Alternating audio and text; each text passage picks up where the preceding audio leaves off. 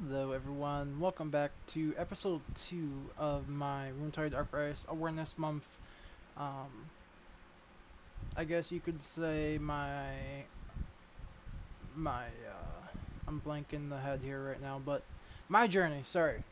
So, my webcam decided to take a take a fall, and I tried to replace it up to the way it was before it fell, so hopefully everything looks okay. So if you guys didn't see the first video, we kind of went over what it's like to re- live with a autoimmune disease slash rheumatoid arthritis.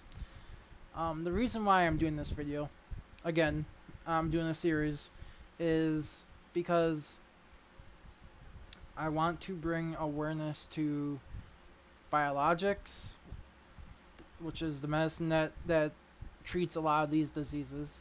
I want to bring awareness to what it's like to live with this disease and the struggles and kind of statistics. Um, so, I don't know if you guys have ever Googled statistics of rheumatoid arthritis. I don't know if any of you have ever, Googled any of the other diseases and the statistics on that. So there are many diseases when it comes to rheumatoid arthritis. There are many autoimmune diseases. Every single disease works in a different way, and it's different on every other person. Um, so in short, um, so if you guys didn't see the last video, my journey started. I'll kind of recap this because I was all over the place in my first video, and I do apologize. So my journey started, I want to say, when I was around 25, 27, somewhere in there. Um, so I went to a chiropractor. I had heard chiropractors did amazing things for you. So, you know, I went to one, and they found that I had degenerative disorder, or whatever it's called. I still to this day don't truly know what that means. I probably should, but and then the curve that's on the back of the base of your skull, had there was none. That was eaten away by osteoarthritis, and then all when I'm sitting straight like this, all of my pressure goes on my shoulder blades, which is why my back, one of the reasons why my back is so messed up, and the upper part of my back is because of the muscle issue. So that's a whole separate thing in itself. So I had went to a chiropractor for probably, I want to say, a year. And then I started talking to my primary doctor, who she was freshly out of college, so I figured she knew her shit. And she looks at me and she says, "It's just your weight." I said, "No." I said, "This is not just my weight." So I then pleaded after going to her to see a rheumatologist. She refuses. Well, she sends me to her, or I ask for another doctor. She sends me to another doctor. They write a referral to go to rheumatology.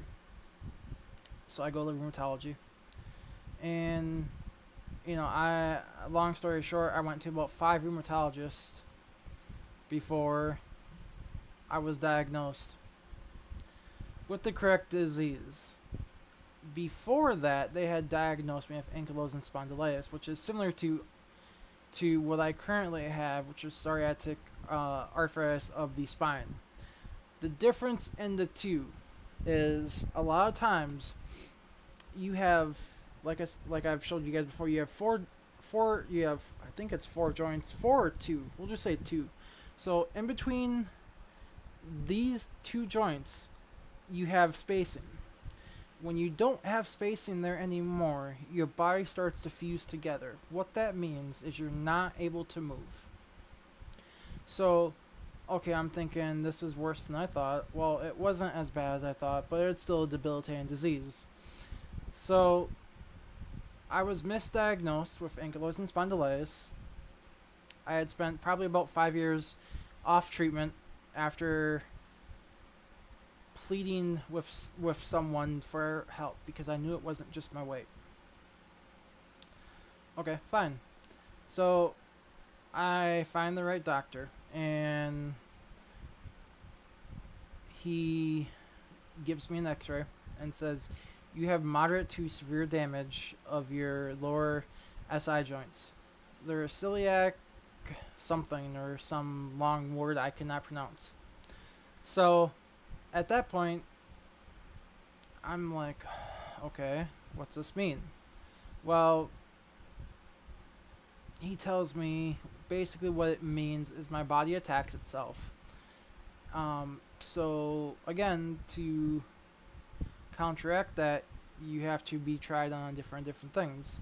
So they tried me on anti-inflammatory drugs. I think I had to try about 15 different drugs before my insurance company would allow them to try me on a biologic. So I spent the next year, maybe 2 years, trying different things to help my disease. Nothing helped. And then I even tried turmeric. I'm not sure how it's pronounced. So if you guys have ever heard of turmeric, it was used back in the day by natives, and it's still sold over the counter as it's a herb, and one of my friends actually told me about this because um, she was telling me the story about turmeric and how it helps with anti-inflammatory. It was used way back when the cowboys and all them were alive in the wild west, and it has been around for years. It's basically a plant, but it's sold in capsules. I think you can find it at Walmart, at your local Walmart, for like 500 milligrams for like $13. It helped for a little bit, and then my body got used to it. So that was something I tried. And then I was finally able to go on a biologic. My first biologic was Humira. You guys might have seen or heard of that from the commercials on TV. Humira is amazing. All these drugs are amazing. The question is whether or not they work. That's the real question. And I'll get to that at the end of this video, or shortly to the end of the video. So I was started on Humira, and my body did not like it. Now, I will remind you guys, for those who don't know, biologics are made differently. There are 10 biologics, I want to say. You have Humira, Remicade, methotrexate, Embro, Taltz, Simponi. There's a bunch of new ones that I don't really know the names of. And they're coming out with new ones all the time. So I was started on Humira. I was on that for about 6 months. Then my body rejected it, and I got sent into a flare-up. Flare-up, again, I will remind you guys, is when you're sore. A flare-up is worse than your regular day stiffness and pain. It's worse than that is the best way to put it. So when I wake up in the morning, I'm stiff, I'm sore, I'm aching. Imagine that being 10 times worse, and I don't really know how else to say it other than out of the normal for me. I really don't know how to explain it. So I started to flare. I had the fatigue. I was having hot sweats. Which is also a sign of the disease progression. So I had all that. I was put on Embro. I was sent Embro because I get my biologics sent to me, and I'll show you guys what a biologic pen looks like here in a little bit, because I actually have one that I just took tonight. so you guys can kind of see it. I only have one, so you won't be able to see the new one out of the package, but I'll kind of show you what it looks like, and explain it to you a little bit. So I was put on Embro for a little bit, and that worked for maybe about a year and a half. About a year is when the side effects the side effects started coming back, and the medicine just kind of just stopped working, I guess. Um, and that can happen because obviously, if any medicine that you're on for too long, your body gets used to it, and it just becomes immune to it. So I was on Embro for a little bit, and then I was on Simponi, which I'm not sure if Simponi is still being manufactured. I was told by my rheumatologist that it is not. So he took me off that and put me on something else because there was a shortage at one time. This was about the time that COVID epidemic started a couple years ago. So we go from Humira to Embro to Simponi. Now we're on Taltz, and I'm gonna show you guys what it looks like. So this is what a biologic looks like.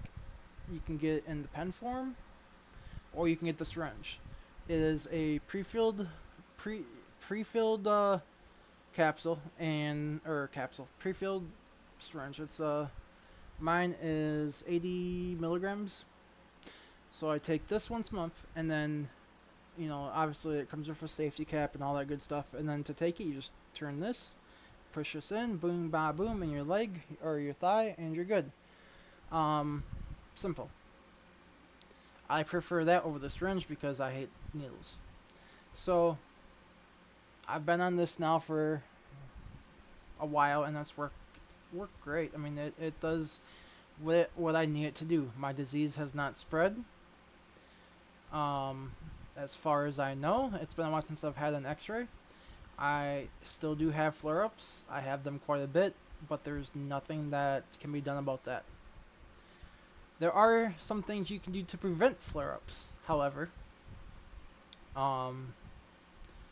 So sugar is a no-go for me. I'm actually working on quitting soda.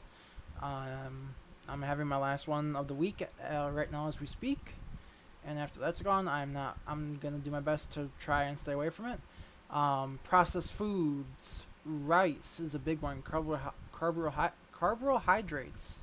If I can speak correctly, it's been a long day, folks. I apologize.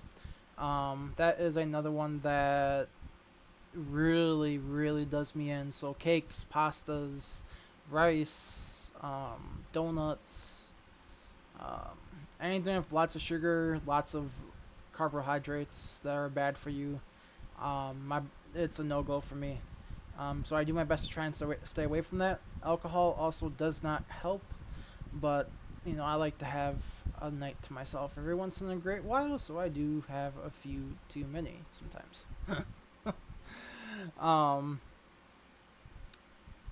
So, there are many biologics on the market, like I said.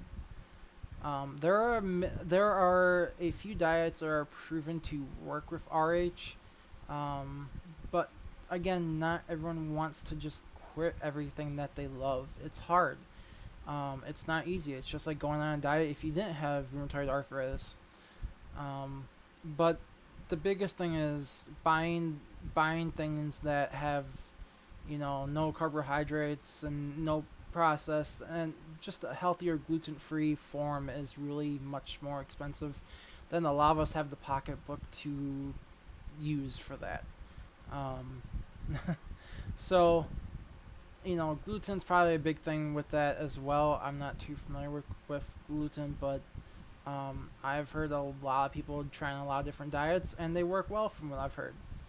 Again, I don't really want to live my life like that, so I choose to eat some things that I shouldn't. Exercise does help in moderation. Walking. I can walk about a mile to a mile and a half before my joints start to stiffen up. My rheumatologist says that's actually pretty good for someone with my disease. So I guess I'm doing something right, even though I'm like 300 pounds. It's weight also doesn't matter with this.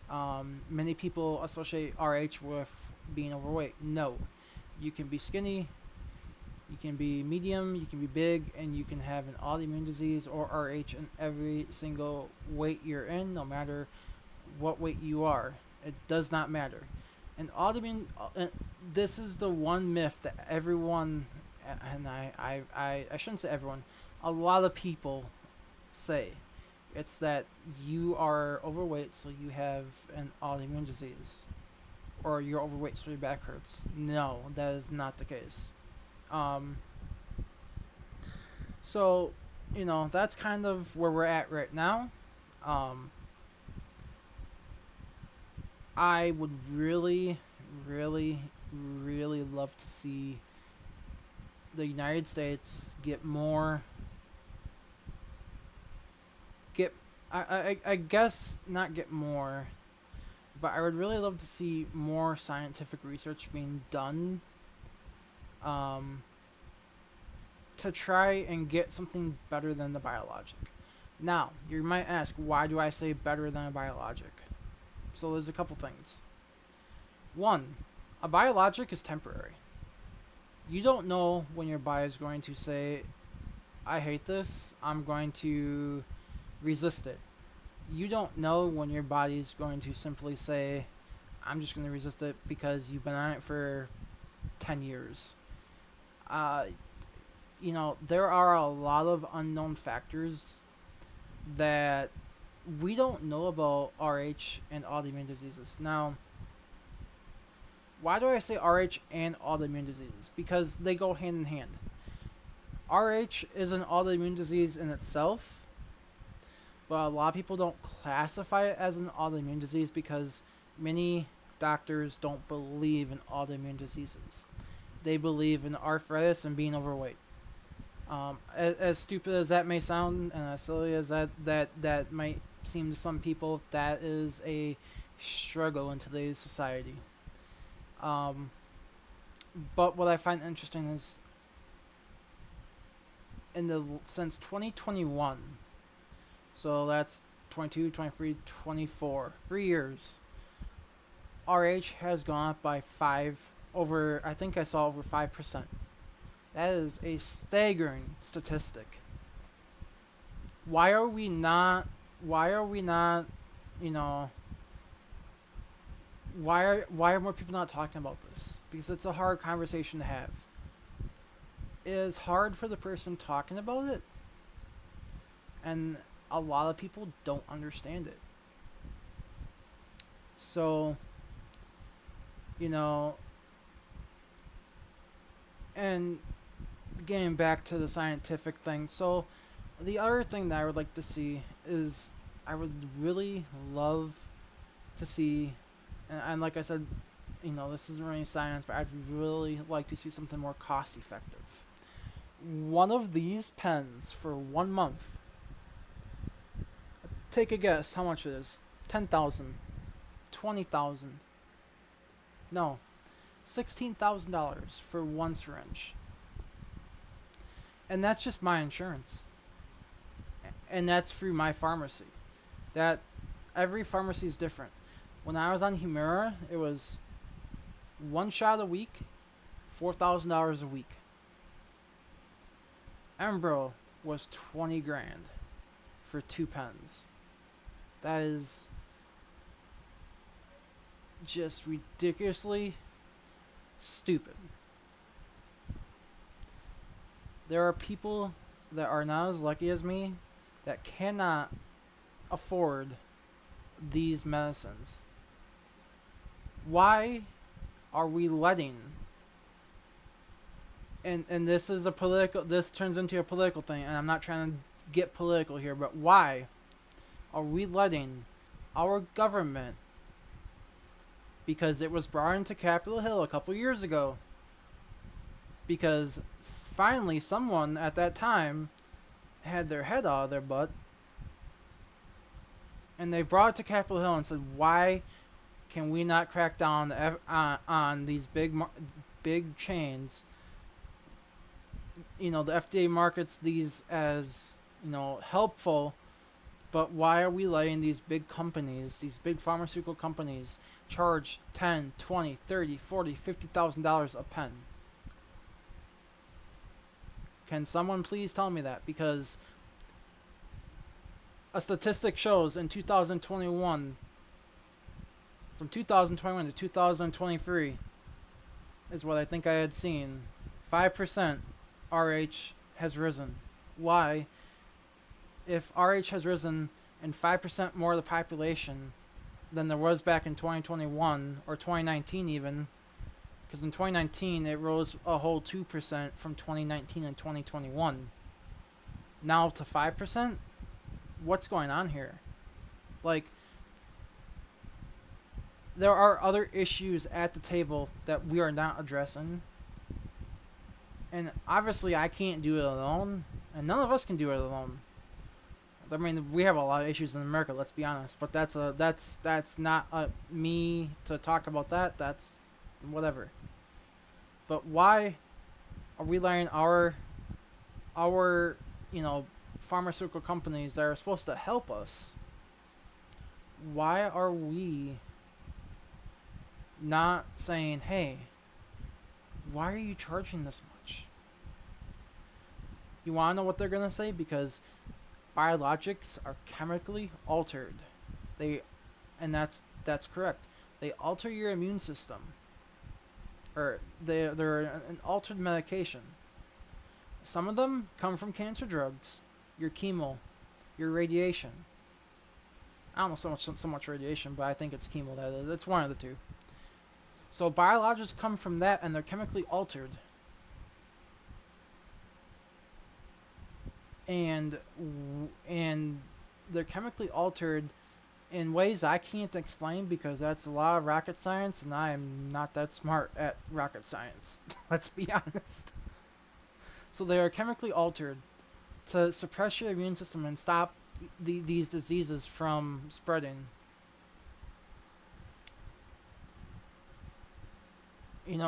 Okay, that's fine. It's chemically altered. But is it really worth $50,000? The most expensive biologic is $50,000 per pen or syringe. So if you take 2 of those a month, that's $100,000 out of your pocket. There is no rhyme, reason, no way in heck something that's supposed to help you should cost that much. Now, I get meds are expensive, but these are the most expensive meds on the market, at least to my knowledge. So that's my little spiel about biologics. Sorry to kind of just go on about that, but I wanted you guys to see how frustrating it is from someone who is open to trying to talk about this, because I'm tired of everyone saying, well, hey, I have this or I have that. Okay, but why aren't, we have TikTok, YouTube, Twitch, Kick, we have Twitter, Facebook, Instagram. Why are we not going out there and showing support to all these diseases? You have AS, ankylosing spondylitis. You have psoriatic arthritis. You have psoriasis, which goes hand in hand with psoriatic arthritis. You have lupus. You have Crohn's. You have there's a bunch of other ones I can't even pronounce. So you have all of this, and very few people will go out there and they'll tell their story. And again, it's hard. It's hard because, well, we'll get into that here in a second. Give me 1 second, guys. I have to do something.